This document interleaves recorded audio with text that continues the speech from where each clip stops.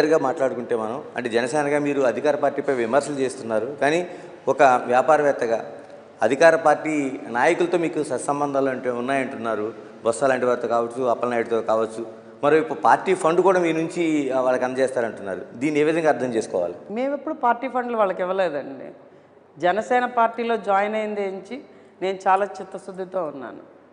జనసేన పార్టీలో జాయిన్ అవ్వక ముందర ఒక కార్పొరేట్ వ్యవస్థలా ఉండేదాన్ని.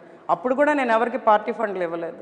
బొత్స గారు ఫోన్ చేసి, ఝాన్సీ మేడం కానీ ఫోన్ చేసి ఉద్యోగం కావాలని అడిగితే ఉద్యోగాలు ఇచ్చేవాళ్ళు. అర్హత ఉన్న వాళ్ళకి ఉద్యోగాలు ఇచ్చేవాళ్ళు, అర్హత లేని వాళ్ళకి లేదని చెప్పేవాళ్ళు.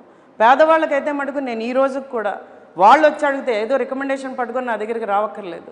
వాళ్ళు వచ్చి అడిగితే వాళ్ళకి కావాల్సిన శిక్షణ ఇచ్చి నేను ఉద్యోగం ఇస్తాను. 2 ఏళ్ల కిందట సుమారు 600 మందిని మన నియోజకవర్గంలో యువతను అందరినీ తీసుకున్నాను. ఎందుకంటే ఒక నోటిఫికేషన్ లేదు, ఒక ఉద్యోగ అవకాశం లేక వాళ్ళ పేరెంట్స్ కూడా చాలా ఇబ్బందులు పడుతుంటే 600 మందిని తీసుకొని ఏడాది పాటు నా సొంత డబ్బులతో బస్ వేసి వాళ్ళకి ఫుడ్ పెట్టించి ట్రైనింగ్ ఇప్పించాను నేను. వాళ్ళలో 120 మందిని నా కంపెనీలోనే ఈరోజు ఉద్యోగస్తులుగా తీసుకున్నాను.